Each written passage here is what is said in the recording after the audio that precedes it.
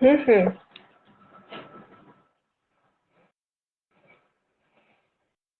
नमस्कार।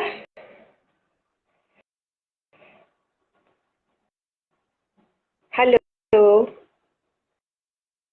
मेरी आवाज जा रही है?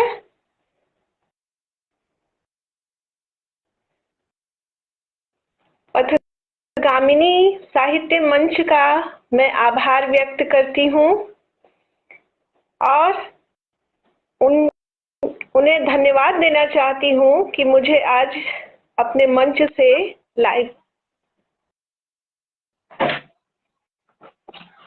हाँ हाँ।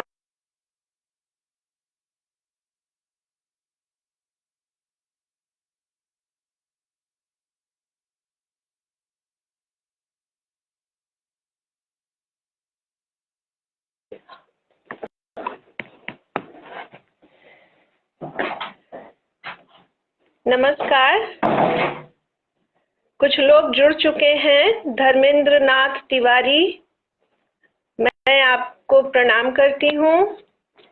डॉक्टर कुमार अनुभव, आपकी शुभकामनाएं मुझे बहुत अच्छी लगी। पथगामिनी साहित्य मंच का मैं अभिनंदन करती हूँ और बड़ी खुशी की बात है कि थोड़ी तकनीकी परेशानी के बावजूद मुझे जुड़ने का इतना अच्छा अवसर मिला है। कुछ कहानियां लेकर मैं आई हूँ आपके पास। आप सबकी शुभकामनाओं की बहुत प्रतीक्षा है। बहुत लंबे समय से मैं इंतजार कर रही थी आज के दिन का। धर्मेंद्र नाथ तिवारी जी, नमस्कार आपको। मैं कुछ कहानियां लेकर आई हूँ। मेरा एक कहानी संकलन प्रकाशित हो चुका है,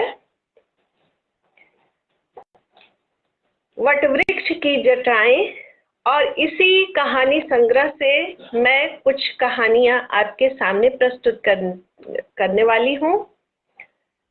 आप सभी की शुभकामनाएं चाहिए। मेरी पहली कहानी है बाबुल की देहरी। यह कहानी मैंने बहुत पहले लिखा था, पुस्तक बाद में आई है, और यह मेरी पहली कहानी है जो किसी पत्रिका में प्रकाशित हुई है। विनय त्रिवेदी जी, आपको मैं प्रणाम करती हूँ। बहुत बहुत आभार इस मंच से जुड़ने के लिए। पहली कहानी है मेरी बाबुल की देहरी। घर में प्रवेश करते ही नजर अलमारी पर जा रुकी। शरबत सेट, किताबें, कैसेट्स और न जाने क्या क्या अबाड़ कबाड़। मन में आया अभी उठाकर सबसे पहले इन्हें बाहर फेंक दूं। मात्र 5-6 वर्षों में क्या कुछ नहीं बदल गया। कभी ये अलमारी मेरी अमानत हुआ करती थी। करीने से रखी किताबें, कार्डबोर्ड, स्केच पेन, पेंट की शीशियां, खूबसूरत तस्वीरें, डायरी, मेरा मनी बैग, शो पीस और ढेर सारी लुभावनी चीजें। किसी की हिम्मत नहीं होती थी मेरी अलमारी को छू दे। हमेशा ताला बंद रहता था और चाबी मेरे हाथ में रहती। अपने ससुराल जाते समय सख्त हिदायत देकर गई थी, मेरी अलमारी के सामान को इधर उधर नहीं करना। आज वही अलमारी अपने बदले रंग रूप में मुंह चिढ़ा रही थी मुझे। चाय पीकर घर का कोना कोना देखने की तीव्र लालसा रोक नहीं पाई। पापा के कमरे में जाले लगे थे। उनका स्टडी टेबल धूल गर्द से मढ़ा हुआ था। पर्दे के गाढ़े रंग भी दाग धब्बों को छुपा पाने में असमर्थ थे। मन में आया, पहले झाड़ू लेकर अपनी अभी पूरे कमरे की सफाई करूं, लेकिन फिर कुछ सोचकर रुक गई। श्यामली की बातें याद हो आईं। दीदी, तुम सामान इधर उधर करके चली जाती हो, तुम तो रख कर चली जाती हो, बाद में मुझे पापा जी नाहक इन सब चीजों के लिए मुझे डांटते हैं। जैसे पड़ा है वैसे पड़ा रहने दो। धन्यवाद डॉक्टर कुमार अनुभव। और धूल से भरा पोछा पल भर के लिए मेरे वजूद पर हंस पड़ा था। मैं आधी सफाई बीच में छोड़कर ही वापस चली आई थी। रात में अन्ना और अंशु मिलजुल कर खाना बना रहे थे। माँ को रात में तकलीफ होती है देखने में। अन्ना और अंशु अपने स्वाभाविकता से खाना बनाने में इतने मग्न थे जैसे उन्हें वर्षों का अभ्यास हो। यही अन्ना था जो किचन में आना तो दूर, जब तक खाना निकाल के नहीं दो खाता नहीं था। एक बार व्यस्ततावश यूं ही कह दिया था, जरा निकाल के खा तो लो, तो सारा दिन मुंह फुलाए घूमते रहा, दिन भर कुछ नहीं खाया। आज उनकी नरम नरम फूली रोटियां और बैगन की सब्जी खाते वक्त मन कुछ अनमना सा हो रहा था। बेटे को गोद में लिए अगले दिन धूप सेकने की इच्छा से बगीचे में आ गई थी। पीले दोहरे गेंदे के बीच इकहरा नारंगी गेंदा का फूल बहुत भद्दा सा लग रहा था, और ये मनी प्लांट कितने बेहूदगी से फैले हुए हैं। ये बेली का पौधा तो पिलिया सा गया है। यही बाग थे, यह बगीचा था, यही पौधे थे। पीला गेंदा था तो पूरी लाइन पीली ही होती थी। न जाने कहां कहां से मांग कर लाकर ये पौधे मैंने लगाए थे। एक बार तो उजला बोगनवेलिया देखकर अनजान घर के सामने खड़े होकर हमने पौधा मांगा था। वही बोगनवेलिया पुष्प विहीन होकर उपेक्षित पड़ा हुआ था। इस पटल पर उपस्थित सभी आदरणीयों को मैं प्रणाम करती हूँ। मेरी कहानी बाबुल की देहरी आपके समक्ष प्रस्तुत है। वही बोगनवेलिया पुष्प विहीन होकर उपेक्षित पड़ा था। मेरा मन नहीं लग रहा था। बेटे को कहीं से एक कांच की गोली मिल गई और खेलते खेलते कहने लगा,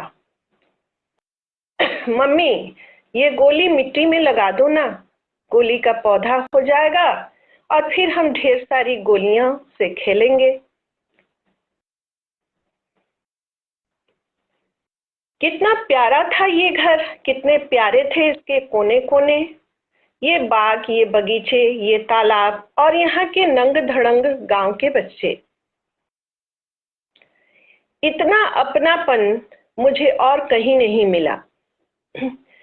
ये अशिक्षित असभ्य बच्चे शहर के उन स्मार्ट बच्चों से ज्यादा अपने लगते थे, क्योंकि बचपन से ये मेरे वजूद के गवाह हैं। घनी शीतलहरी में जब ये नंगे घूमते थे, धूल में लौटते थे, तो उस अपार शक्तिदायिनी प्रकृति के आगे मैं नतमस्तक हो जाया करती थी। कहाँ से मिलती है इनके अंदर प्रकृति के कोप से बचने की सुरक्षा कवच? कहाँ से ये लाते हैं और अपनी संजीवनी? प्रकृति के संभागी हैं ये। पहले इन बच्चों को देखकर मन करता था बड़ी होकर सबके लिए एक एक स्वेटर टोपी खरीदूंगी, बुनूंगी, स्लेट पेंसिल लाऊंगी और खुद पढ़ाऊंगी उन्हें। ग्रामीण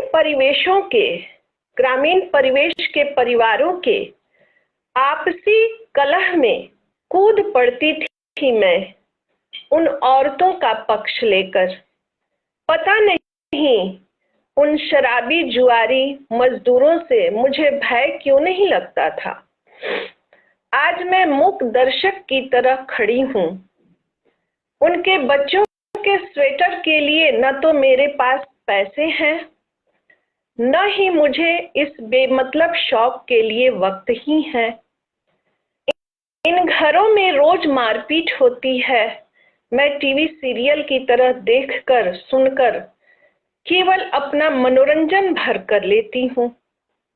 इससे अधिक दिलचस्पी पता नहीं मेरे अंदर क्यों नहीं जगती। इससे अधिक तो तब जब बेटे के जन्म के बाद 6 महीने तक लगातार मैं मायके रह गई थी।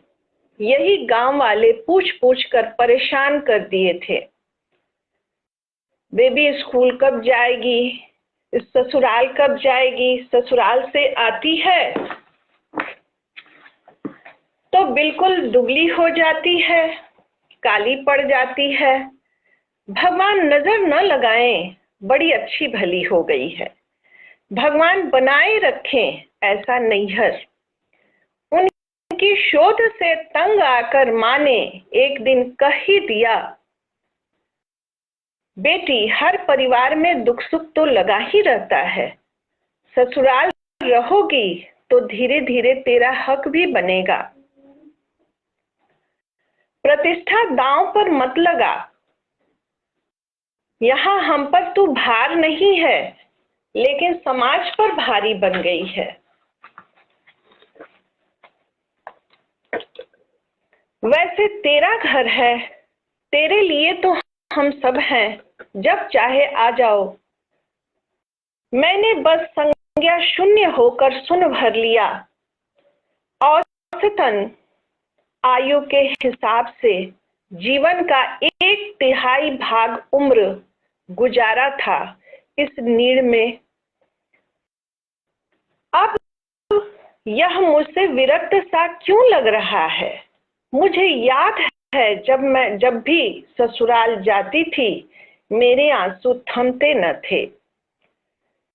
लगता था शायद फिर मैं ये दीवारें, ये बगीचे, माँ, पिताजी, अन्ना, अंशु, श्यामली को नहीं देख पाऊंगी। ये काले कलूटे नंग धड़ंग बच्चे, ये बूढ़े पीपल का पेड़, शायद ही मौका मिले इन्हें देखने का। रास्ते भर विशाल मुझे बाहों का सहारा दिए शांत कराता रहता। ससुराल पहुंचने के बाद भी मन उदास रहता। विशाल बड़े धैर्य से मुझे दिलासा देता। अब तो कभी अतीत के आंसू ढुलक भी जाते हैं तो विशाल चुपचाप देखकर भी आगे से गुजर जाता है। जैसे रोना तो मेरी दिनचर्या में हमेशा से ही शामिल रहा है, यह कोई नई बात नहीं है। घर में कोई सबसे प्रिय है तो मेरे लिए तो वो मेरे पिताजी।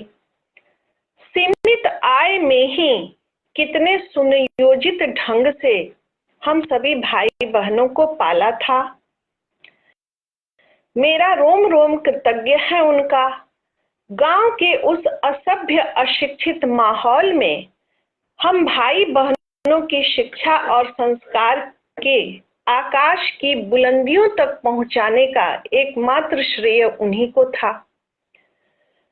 कभी मेरे जीवन का उद्देश्य था उनके आदर्शों पर चलना, उनके मार्गदर्शन में एक स्कूल खोलना और उन्हीं की तरह एक आदर्श सिद्धांतवादी शिक्षक बनकर समाज में एक मिसाल देना। आज ढेरों प्रश्न मुंह बाए मेरे सामने खड़े थे। कहाँ गए वे तेरे आदर्श, वे तेरे वादे, जीवन में कुछ कर गुजरने के तेरे दावे? अरे तू तो बड़ी कायर निकली रे। वापसी के समय जब तांगे पर बैठी तो मां निश्चिंत सी देख रही थी। पिताजी कुछ सतर्क से मेरे सामानों को व्यवस्थित कर रहे थे। अन्ना और अंशु निर्विकार भाव से हाथ हिला रहे थे। श्यामली उदास सी खड़ी थी, मेरे लिए कम, प्रवी के लिए अधिक, जो मेरा बेटा था। तांगा आगे बढ़ने लगा तो सारा गांव, सारे लोग एक एक कर छूटने लगे, ओझल होते गए। पीपल का बूढ़ा पेड़ और गांव का टूटा मंदिर भी शांत भाव से आकर दृष्टि से गुजर गए। मैंने चश्मे के नीचे से अपने आप को टटोला। मुझे आंसू के कोई निशान, कोई चिन्ह नजर नहीं आए। विशाल उत्सुकता से अपना स्वेटर देख रहा था जो पापा जी ने उसे इस बार दिया था। प्रवीण ने अपने हाथ का चॉकलेट धीरे धीरे खोलना शुरू कर दिया था। मैं तय नहीं कर पाई कि यह जमीन मेरे लिए पराई हो गई है या मैं ही इसके लिए पराई हो गई। धन्यवाद आप सबका। मैंने अभी एक कहानी पढ़ी, बाबुल की देहरी। इस मंच पर जुड़े सभी सहयोगियों का, सभी साथियों का, विद्वानों का अभिनंदन करती हूँ। आदरणीय अनिल श्रीवास्तव जी का, आदरणीय मंजुला श्रीवास्तव जी का, जिन्होंने मुझे एक मौका दिया इस मंच पर लाने का और मुझे सुनने का, सुनाने का। आदरणीय धर्मेंद्र नाथ तिवारी जी का, आप सभी का आभार है। और मैं एक दूसरी कहानी, अगली कहानी भी आपको सुनाती हूँ। मुझे उम्मीद है कि आपको अच्छा लगेगा। यह दूसरी कहानी है दादी की सीख। यह कहानी भी बहुत पहले प्रकाशित हो चुकी थी, पुस्तक रूप में बाद में आई है, बहुत बाद में आई है।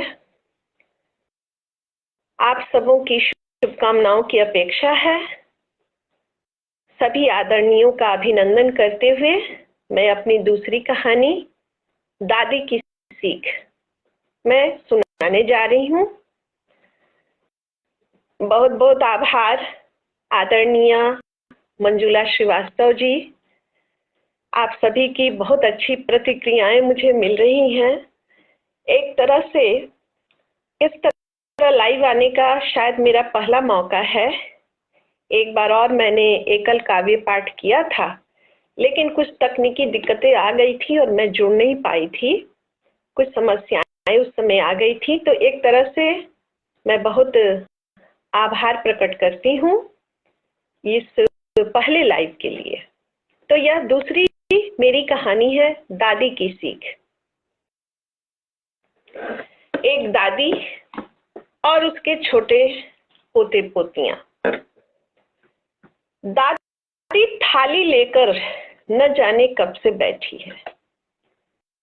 बच्ची हाथ छुड़ाकर बार बार भागने को मचलती है। मुंह में जो कौर गया है कब से मुंह में पड़ा है। दादी ने एक युक्ति लगाई। थाली के भोजन को 5 भागों में बांट दिया और कहा, देखो, एक पापा खाएंगे और पटना जाएंगे, दूजा माँ खाएगी और नानी के घर जाएगी, तीसरा दादी खाएगी और भगवान के यहाँ जाएगी, चौथा फुआ खाएगी और मंदिर जाएगी, और 5वां ये छोटी बाबू खाएगी और तोते उड़ाएगी। बच्ची बातों ही बातों में सारा खाना खा लेती है और फिर शुरू होता है दूसरा अध्याय, तोते के लिए रट्टा। दादी बहलाने की कोशिश करती है, लौआ लाठी चंदन काठी, खरवा खात पनिया पियत, लेकिन बात बन नहीं रही है। बच्ची तो बस तोता तोता रटे जा रही है। दादी ने देखा लौआ लाठी से बात नहीं बन रही है, कुछ तो करना पड़ेगा। तोते के अंग प्रत्यंग की खोजबीन शुरू होती है। हरा कपड़ा मिलता है, दूसरे दिन काले बटन खोजे जाते हैं। मधु कवि राकेश मधुर जी का मैं सादर अभिनंदन करती हूँ। इस मंच से जुड़ने के लिए मैं आभारी हूँ आपकी। तो हरा कपड़ा मिलता है तो काले बटन खोजे जाते हैं। दूसरे दिन भूसा भरकर तोता तैयार, लाल लाल चोंच वाला, काली काली आंखों वाला, प्यारा प्यारा तोता। बच्ची को तो सारा आकाश मिल गया, लेकिन एक बड़ी उपलब्धि के बाद खो देने का डर भी। दादी दादी, ये तोता उड़ गया तो? दादी ने कहा, हाँ बात तो सही है, कहीं इसके दिल में राक्षस की जान आ गई तो? दादी ने हामी भरी, हाँ तब तो राजकुमार आएगा और इसकी गर्दन मरोड़ देगा। नहीं नहीं, ऐसा अनर्थ नहीं होगा। तोते की गर्दन में ऊन की रस्सी बांधी गई। तोता तो प्यारी गुड़िया के पास से अब जाएगा नहीं, उड़ेगा ही नहीं। बच्ची तोते के साथ सोती, तोते के साथ जगती, तोते के साथ घंटों बातें करती। समय के साथ तोता तो छोटा ही रह गया और बच्ची बड़ी हो गई। दादी का वह भोला सा प्यार कब नसीहतों में बदल गया पता ही नहीं चला। दिन रात नसीहतें देती, सूर्योदय के बाद नहीं उठना चाहिए, माथे पर सूरज की किरण नहीं पड़नी चाहिए, बुद्धि कमजोर हो जाएगी, इतना पानी क्यों गिराती हो, लक्ष्मी हमारे घर से चली जाएगी, कुल और कपड़ा बचाने से बचता है, रविवार के दिन माथा नहीं धोना चाहिए, माँ अंधी हो जाएगी, शनिवार को नाखून नहीं काटना चाहिए, शनिवार को नाखून मत काटो, रात को रोज आंखों में सुरमा लगाओ, हल्दी लगाओ, आंख की ज्योति बढ़ती है, पूजा ऐसे करनी चाहिए, पूजा वैसे करनी चाहिए। ये सारी बातें नसीहतों में कब बदल गई पता नहीं। राजेश मिश्रा जी का मैं अभिनंदन करती हूँ। डॉक्टर सुशीला ओझा जी को मैं सादर प्रणाम करती हूँ। इस मंच पर जो भी लोग जुड़े हुए हैं सबका अभिनंदन। बच्ची और उसके बाकी भाई बहन परेशान हो जाते, बाप रे बाप, दादी तुम कितना बोलती हो, थकती नहीं? लेकिन अब वह प्यारी दादी कड़क मिजाज दादी में रातों रात बदल चुकी थी। उनके श्वेत वस्त्र और उनके श्वेत बाल हमारे लिए 440 वोल्ट का करंट हो गया था। उनकी निगरानी से हम लोग भागते फिरते थे। अमृता श्रीवास्तव जी का मैं आभार व्यक्त करती हूँ मंच पर जुड़ने के लिए। विनय त्रिवेदी जी को मैं उनका अभिनंदन करती हूँ। उनके छोटे से कमरे में गौरैयों के कई घरौंदे थे। दादी के छोटे से कमरे में गौरैयों के बहुत सारे घरौंदे थे। पूरा घर घास फूस तिनके से भरा पड़ा रहता था। दादी बार बार चादर को झाड़ती। उनकी खिड़की पर चींटियों की अनंत सेना रहती। पानी की कटोरी रहती, थोड़ा सा अन्न रहता, चीनी भी छीट दी जाती थी। हम लोग सफाई करते करते परेशान हो जाते। क्या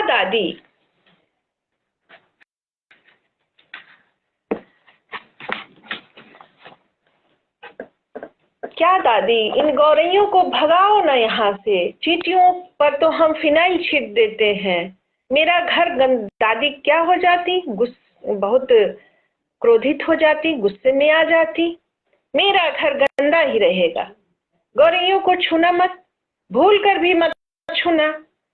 किसकी मजाल थी जो उनकी आज्ञा का उल्लंघन करता।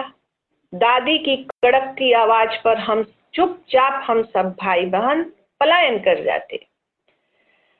आज देवोत्थान एकादशी है। देवोत्थान एकादशी, जो स्थानीय भाषा में आंचलिक में देवोत्थान एकादशी। आज दादी सुथनी उबाल कर खाएंगी, आंगन में चौक पूरेंगी। जलेश्वर दास जी का मैं अभिनंदन करती हूँ। आज दादी सुथनी उबाल कर खाएंगी, आंगन में चौक पूरेंगी, लक्ष्मी के छोटे छोटे पैर बनाएंगी। भला लक्ष्मी इन छोटे पैरों से चलकर कितना धन लाती होंगी। बहुत सी जिज्ञासाएं हैं, लेकिन दादी के क्षेत्र में कदम रखने का अर्थ है पापा के हाथ से दो चार हाथ पिटा जाने का। तो हम लोग चुपचाप जिज्ञासाएं अपने मन में दबा करके सारे बच्चे चुपचाप देखते रहते थे दादी क्या करती हैं। सुबह सुबह गौ माता की चरणों में फूल चढ़ाए जाते, पहला भोजन दिया जाता। लेकिन कभी कभी गौ माता को इतनी सेवा श्रद्धा पसंद नहीं आती तो सींग पर उठाकर दादी को फेंक भी देती। हम बच्चों के लिए घोर आश्चर्य की बात, क्या पूजा करने पर भी गौ माता दंड देती हैं? तब भला इन गौ माता की पूजा ही क्यों करें हम? वैसे ही दादी कौवे को भी थोड़ा सा भोजन देती, कुछ कुत्ते को भी खिला देती। लेकिन कौवा महाशय तो तुलसी चौरे पर रखे एक दो कटोरियों को ही उठाकर उड़ा ले गए थे, और कुत्ता प्रभु तो बीच द्वार को ही गंदा कर जाते थे। पता नहीं दादी इतनी बावली क्यों होती है इनके पीछे।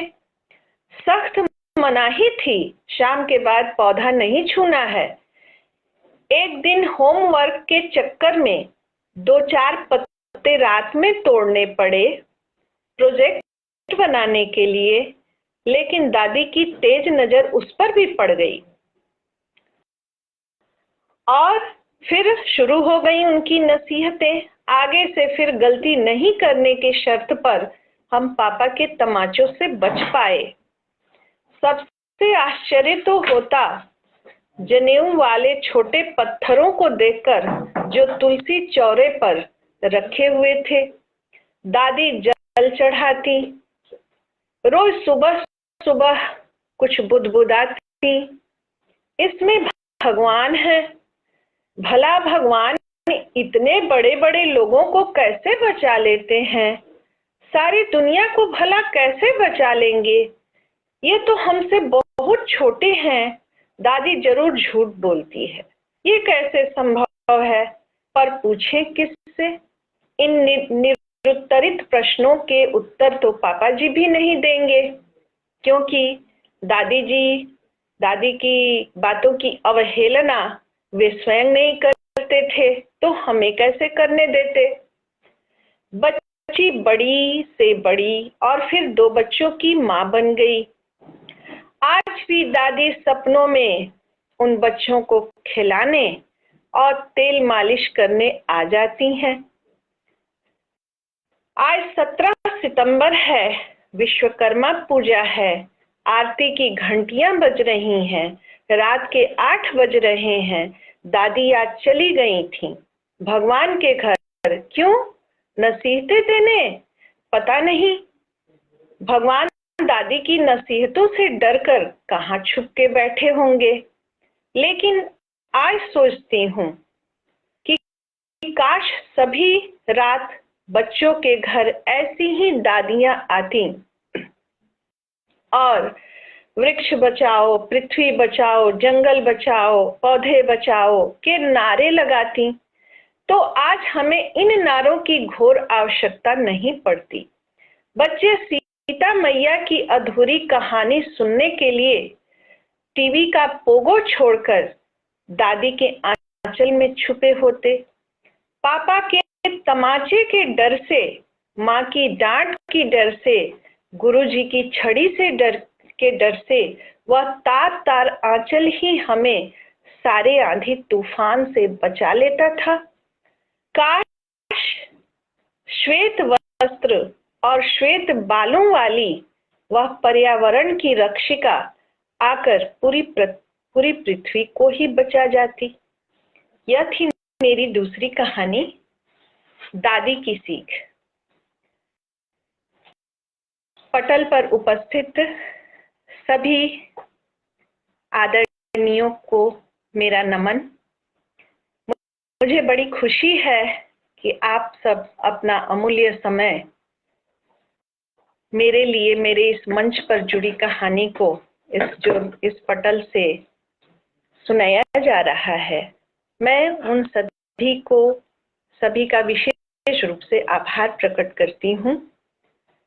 आदरणीय मंजुला श्रीवास्तव जी का, जिन्होंने इस मंच पर मुझे यह सुअवसर दिया कि मैं कुछ कह सकूं, कुछ सुना सकूं।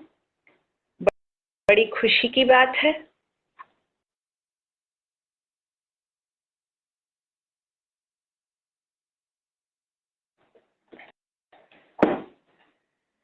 मैं फिर से इस पटल पर जो भी महानुभाव हैं उनको मैं प्रणाम करती हूँ, अभिनंदन करती हूँ, उनको नमस्कार करती हूँ। यथा योग्य अभिवादन है।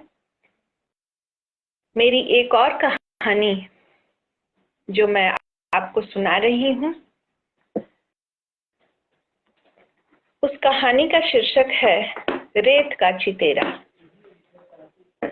यह कहानी भी मेरी बहुत पहले प्रकाशित हो चुकी थी और अब जाकर के इसे पुस्तक में स्थान मिला है, मेरी प्रकाशित पुस्तक में। आदरणीय धर्मेंद्र नाथ तिवारी जी को मैं पुनः प्रणाम करती हूँ। अमृता श्रीवास्तव जी, आपका अभिनंदन है। मैं अपनी तीसरी कहानी आप सबों के सामने सुना रही हूँ। शीर्षक है रेत का चितेरा। धन्यवाद आप सभी ने जो प्रतिक्रिया व्यक्त की है मेरे मनोबल को बढ़ाने के लिए।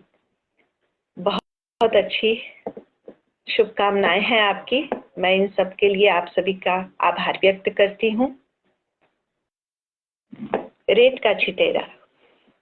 वह रोज एक चित्र बनाता था, एक छोटा बच्चा। वह रोज एक चित्र बनाता है, मिटाता है और ढूंढता है उसमें अपना पिता।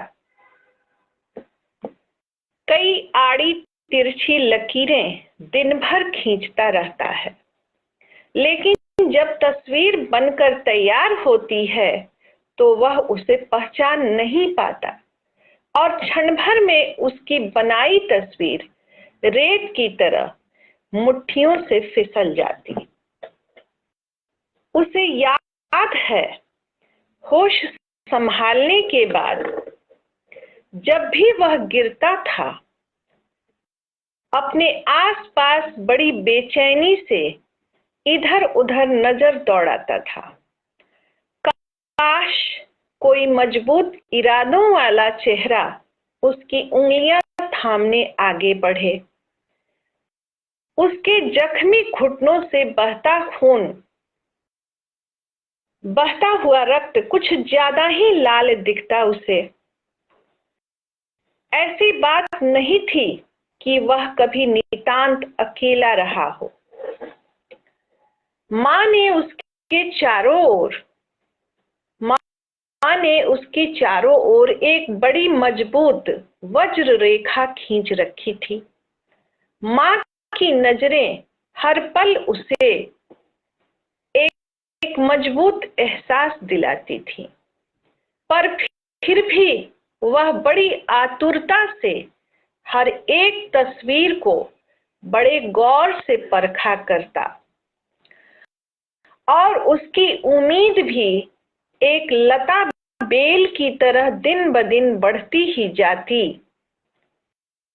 उसे उम्मीद थी कोई न कोई आएगा एक दिन और उसे अपनी नर्म गोद में थाम लेगा और खोल देगा उसकी बंद मुट्ठियों को। सगे संबंधियों ने बताया था उसे कि 6 माह का होते ही उसके पिता भगवान के घर चले गए थे,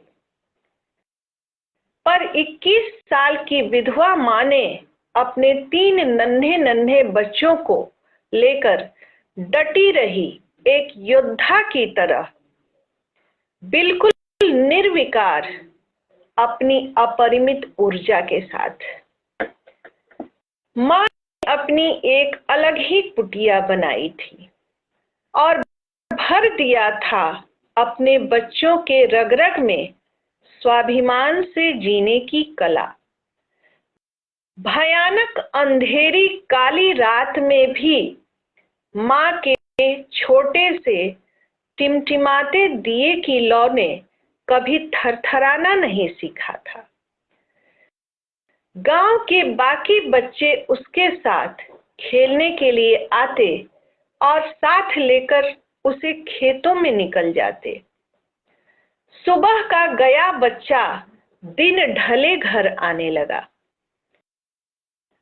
एक माँ की उम्मीदें, माँ के सपने, माँ की आशाएं धुंधली सी नजर आने लगी।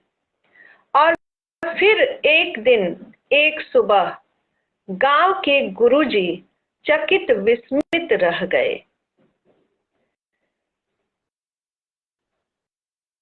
जब एक माँ अपने बच्चे को साथ लिए उनकी शरण में खड़ी हो गई। गुरुजी ने गुरुजी से कहा, अब यह आपके पास आपकी शरण में रहेगा। गांव के बच्चे इसे पढ़ने नहीं देते। यह दिन दिन भर गांव में खेलने निकल जाता है। इसके पिता की इच्छा थी, इसके पिता की अंतिम इच्छा थी कि यह उनके पूर्वजों का नाम ऊंचा करे। गुरुजी अपलक अचंभित होकर देखते रह गए। माँ से पूछा, क्या तुम इसके बिना रह पाओगी? माँ ने अडिग चट्टान की तरह प्रत्युत्तर दिया, हाँ, मेरा क्या, मेरे भाग्य में तो ईश्वर ने कुछ दिया ही कहाँ, पर मेरे बच्चे हैं, मुझे कभी टूटने या हारने नहीं देंगे। और माँ वापस मुड़कर बिना देखे एक अनुत्तरित प्रश्न चिन्ह की तरह चुपचाप दृष्टि से ओझल हो गई। बच्चा 2-4 दिन तो गुमसुम रहा, चुपचाप, उदास, लेकिन उसे तुरंत समझ में आ गया कि मेरी शिक्षा ही मेरी माँ का अकाट्य हथियार है, उसका स्वाभिमान है, उसका गुरूर है। यह शिक्षा ही माँ के चेहरे की कठोरता को भावनाओं के समुद्र में डुबा सकती है। उसकी सरस भावना, उसकी खुशी, उसके सपने वापस लौटा सकती है। और इस समुद्र में मुझे एक कुशल नाविक की तरह गोता लगाना ही होगा।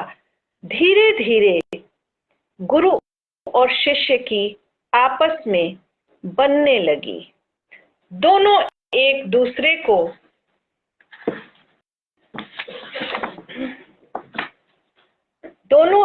दूसरे को बहुत जल्दी समझने भी लगे। कभी पाठशाला में, कभी खेतों में, कभी तालाब के किनारे, तो कभी बगीचे में। ज्ञान की उत्कट भूख और अद्भुत लगन ने उस बच्चे को बाकी सारे बच्चों से अलग कर दिया। गांव में गिनती के कुछ ही बच्चे थे जो पाठशाला जाते थे, और जाते भी थे तो पढ़ाई लिखाई उनके लिए एक साधना तो बिल्कुल नहीं थी। किसी तरह सभी ने विद्यालय की पढ़ाई पूरी की। गांव में सर्वोत्तम अंक लाकर सफल होने का सौभाग्य भी उस बच्चे ने अपनी मां को दिया। पर मां की अनवरत यात्रा ने उसे यहाँ भी पल भर मां की शीतल सुखद गोद में विश्राम नहीं करने दिया। मां ने शहर में रहने वाले दामाद को पत्र लिखकर आगे की पढ़ाई के लिए उसे भेज दिया। दामाद को लिखा, मैंने अपनी क्षमता भर पूरी कोशिश से यहाँ उसे पढ़ाया, उसे ऐसे सांचे में ढालने का अथक प्रयास किया जहां बाहरी धूल गर्द उसे छू भी नहीं सके। अब आप इसे संभालें। यह गांव के कीर्तन मंडली का हिस्सा तो बिल्कुल नहीं बनेगा। मां की कठोर भाव भंगिमा में आज भी कोई परिवर्तन नहीं आया। बहन के संयुक्त परिवार में उस बच्चे की पढ़ाई लिखाई होने लगी। भोजन कभी समय पर मिलता, कभी नहीं मिलता। बहन अपने भाई का पूरा ध्यान रखती, पर ससुराल में उसकी भी तो अपनी सीमाएं थीं। ससुराल में अतिथि खबर वह अपनी किताबों में डूबा रहता। सभी शिकार पर जाते, मौज मस्ती करते, लेकिन वह अपने अक्षरों से ही खेला करता। घर में शादी ब्याह जश्न का माहौल रहता। वह दिए की मध्यम रोशनी में उन सुनहरे हर्फों के बीच डूबता उतराता, मां के सपने जो पूरे करने थे। मां की पथराई आंखों में भावनाओं का समुंदर भी तो लाना था। बड़े होने पर उसे मालूम हुआ कि पिता की तस्वीर किसी अखबार में छपी थी। अंग्रेजों से मुकाबला करते हुए गांधी जी की पदयात्रा के दौरान उसके पिता भी साथ थे, और यह तस्वीर उस समय अखबार में आई थी। वह बावला सा महीनों तक अखबार की पुरानी चिंदियों में ढूंढता रहा। बचपन में महसूस की गई उस धुंधली रेतीली तस्वीर को। पर बार बार उसकी मुट्ठियां खाली ही रह जाती थीं। मुट्ठियों के सारे रेत यूं ही फिसल के उसे हमेशा की तरह रिक्त कर जाते। हताश, निराश, इस बीच मां ने कभी भी अपनी मदद के लिए उसे पुकारा नहीं। एक वीरांगना की तरह लड़ती रही। कई दुष्कर परिस्थितियां आईं और गईं। कई काले गेहूं के फन कुचले। कई बार अपने जलते घर को अपने इरादों की बौछार से बुझाया, पर उम्मीदों के टिमटिमाते दिए को कभी बुझने नहीं दिया। और आज मां का चेहरा आंसुओं से सराबोर है। उसके धैर्य की सारी सीमाएं टूट कर भरभराने लगी थीं। हृदय में जमे लावे फूट कर बिखरने लगे थे। बेटा मां के हृदय से लगा था। आज बेटे ने डिलीट की उपाधि प्राप्त की। कई भाषाओं का विद्वान बेटा माँ की चरणों में झुका हुआ था।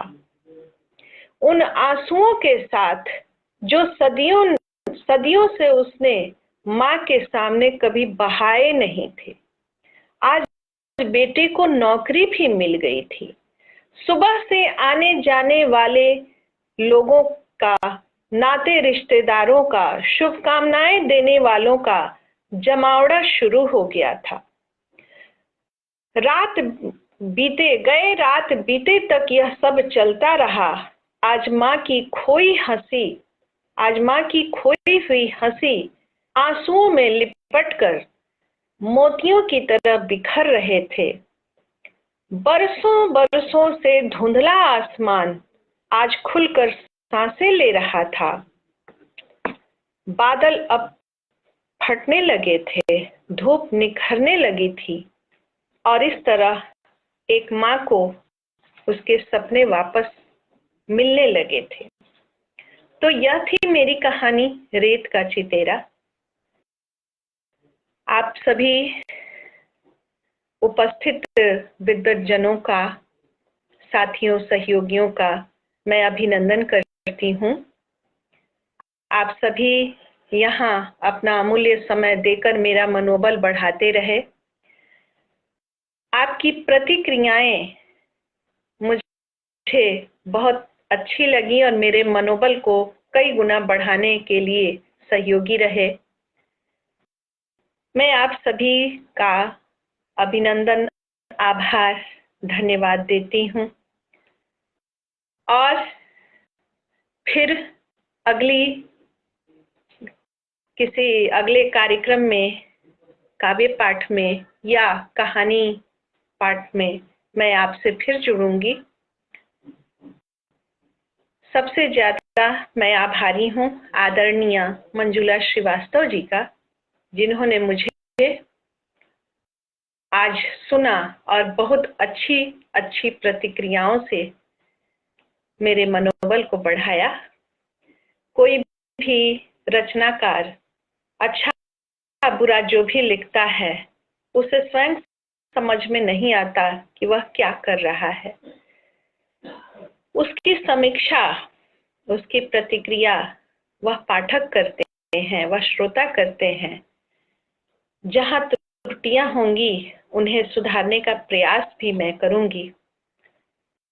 आपसे विनम्र निवेदन है, जो भी कमियां हैं उसको जरूर संकेत कीजिएगा और एक सच्चे समीक्षक की तरह, एक आलोचक की तरह आप हमें अपनी शुभकामनाएं देते रहेंगे और मेरी त्रुटियों को संकेत भी करेंगे, इंगित भी करेंगे। तो मैं अब आपसे विदा लेना चाहूंगी। फिर से आप सभी का अभिनंदन, आप सभी को प्रणाम। फिर हम एक दूसरे से मिलेंगे। धन्यवाद।